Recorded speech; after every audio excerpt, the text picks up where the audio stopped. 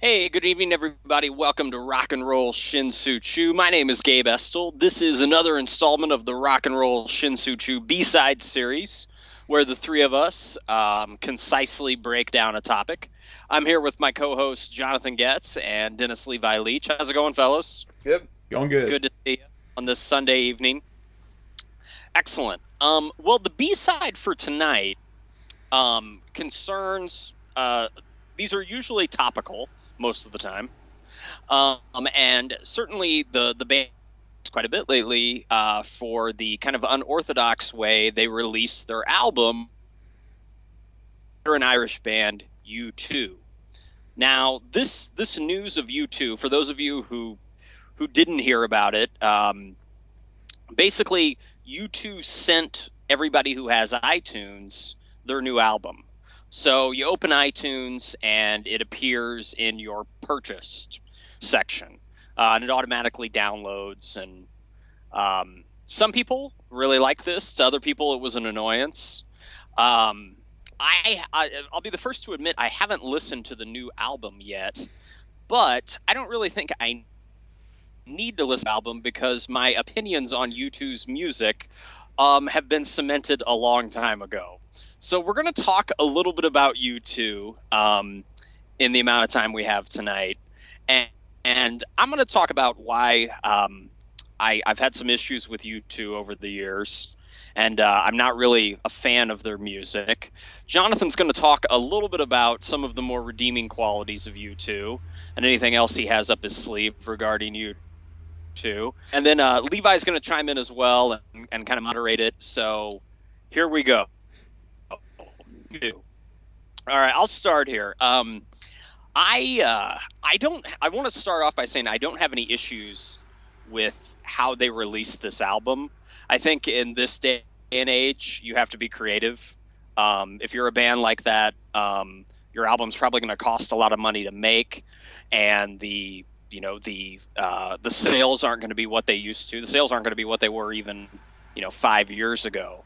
So they did something that was a little bit ballsy and sort of gave the album away to iTunes users, which is a lot of people.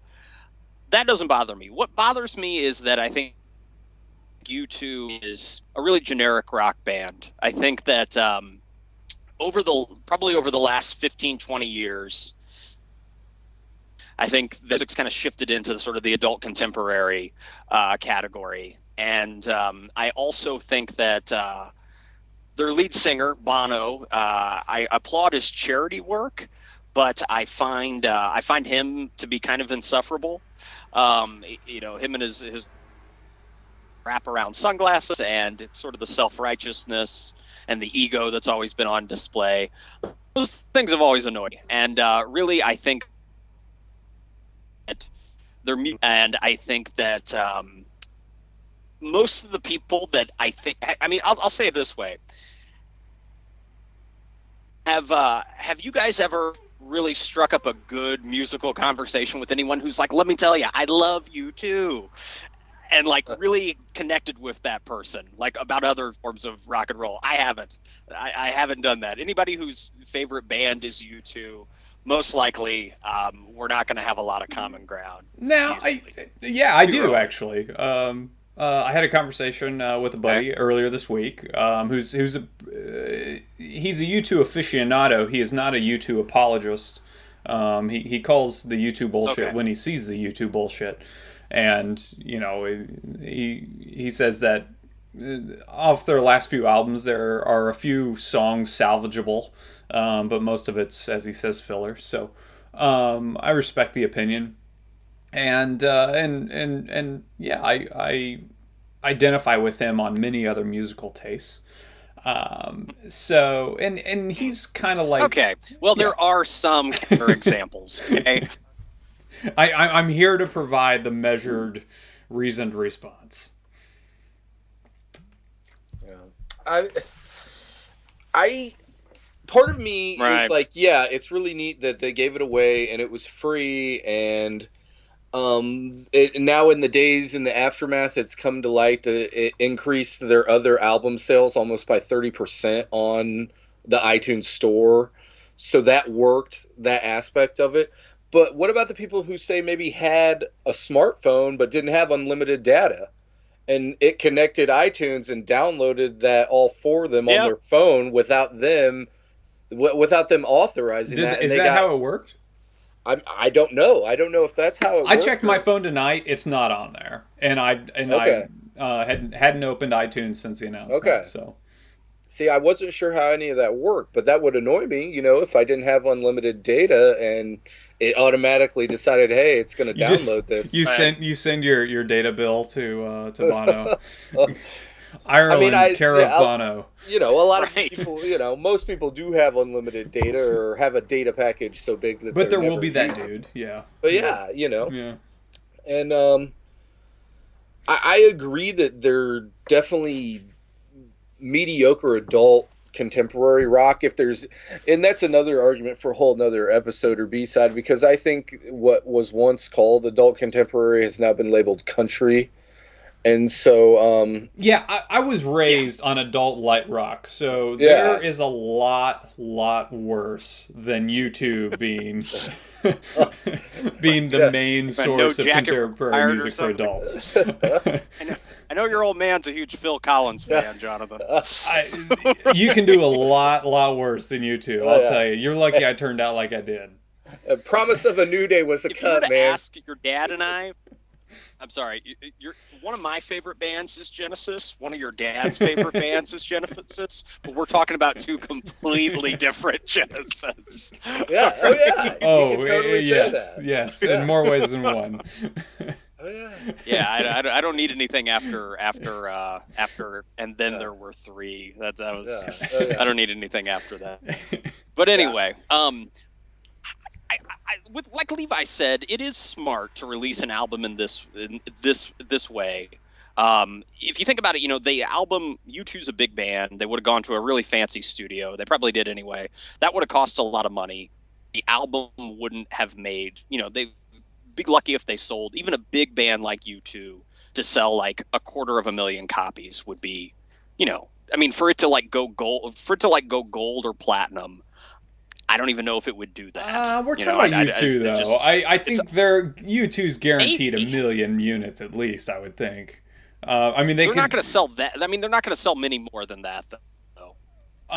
Pearl Jam can't sell 1 million records anymore. If we're talking about also downloads, paid downloads, then yeah, I think you can. I honestly I don't know how the charts work if they count the downloads, but I would think so. And part of me wonders, though, like, what is U2's relevancy in today's day and age? Are there young people that if they hadn't got it downloaded onto their computer or phone for free, would they even know who U2 was? You got to realize there's a whole generation of kids who U2's that band that played at the Super Bowl, or U2's that band that sold that. Their parents listened to them, Right. Yeah. Well, how did you discover the Stones? That's kind of the equivalent. Yeah. Yeah, I mean it's a 21st century problem. I've got a few other things. Go ahead.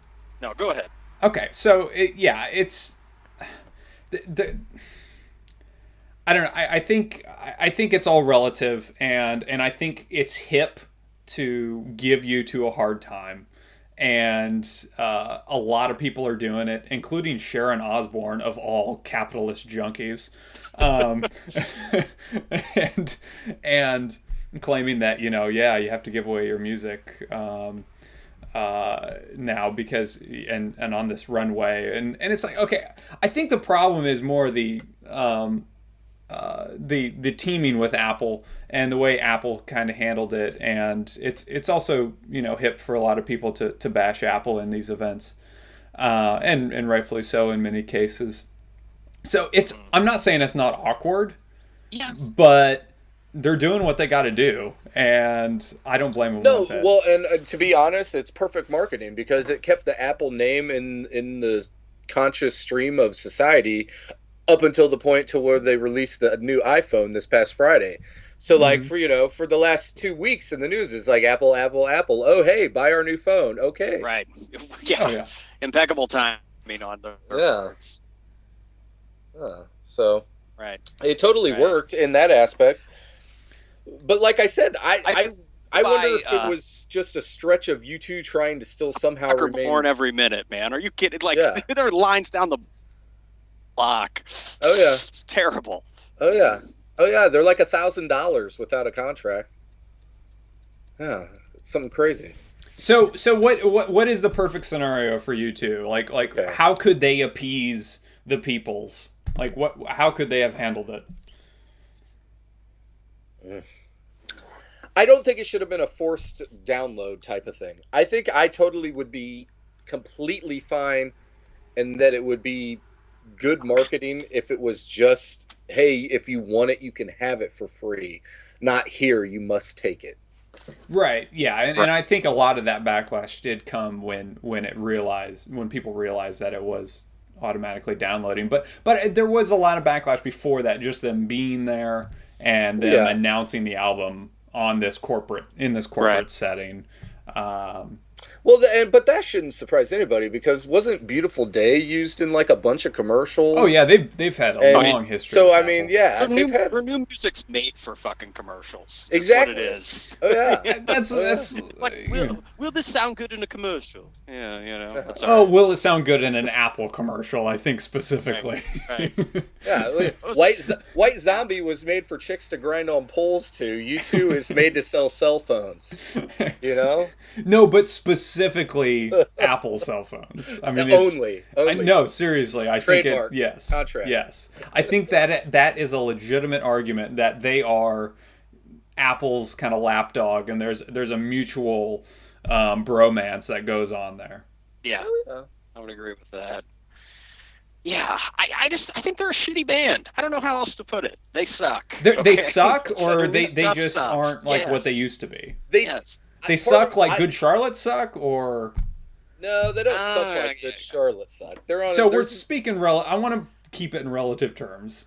They're not as good as some of their first songs might have been, and that is the argument against most bands. But Achtung Baby though came later in their catalog, and I think is my favorite of their catalog. What is Achtung Baby? Mysterious Ways is a good song. I like that song. Oh, the album's filled with So Cruel. Yeah. It never spoke to me. Anyway, I was too busy listening to stuff that's awesome. All right. So, anyway, once you listen to Eazy-E in 5th grade, dude, you can't go. Awesome. You can't go back to YouTube. No. That was Gabe's problem, right? Eazy-E is amazing. All right. I love Eazy-E. I'm trying to hold up for you. You like heard Eazy-E or something at that same time, and you're like, "Fuck that, you too." I'm listening to this shit. That's right. Eazy-E's fucking James Brown compared to Bono, as far as I'm concerned. All right, seriously, dude. People who they're like the default generic band, like people who only go to concerts like once every 7 years. Like U2's one of their favorite bands. You know, it's just, yeah. I would say that, you know, a lot of the people that like U2 probably like new country music, and they probably like, I don't know, they probably like a lot of other shitty stuff. So that's the best I could do. So You're saying they probably eat Vegemite or something, right? Right. Fuckers. I'm not. I am a U2 apologist, and I really am at best indifferent to 80% of their catalog. 80%, early stuff, old stuff. It's really just like 2 albums at the most for me. And I think in some ways we take them for granted, and we just like to give them a hard time, and I think it's unfortunate. Yeah. Fair enough. I mean, I will say this. Pearl Jam is a band that all three of us like a lot, right? I mean, it's our Jonathan in particular, but they're one of my favorite bands too, and Levi's as well. A lot of people, how I feel about U2, feel the same way about Pearl Jam. You know, a lot of people on the other end whose musical taste I do trust, and whose musical tastes are, aside from they don't like Pearl Jam, pretty parallel to mine. To them, Pearl, like U2, also has a self-righteous lead singer. Also, takes advantage of sort of the megaphone that he's been given, and they view them as just kind of a bloated old band as well. Or when you say you like Pearl Jam, they ask you where your flannel is. So I can somewhat relate for those people out there who do like U2 genuinely and have liked them for a really long time. I guess I can say the same thing about Pearl Jam and how a lot of people react when I say Pearl Jam's one of my favorite bands. I don't know if you guys maybe have experienced same thing happens if too. you tell somebody you like Kiss. Right. Oh. Yeah. There are a lot of generalizations that go along with taking pride in any of those bands. Same thing, right. Grateful Dead. People are like, "Oh, you like the Grateful Dead?" Sure.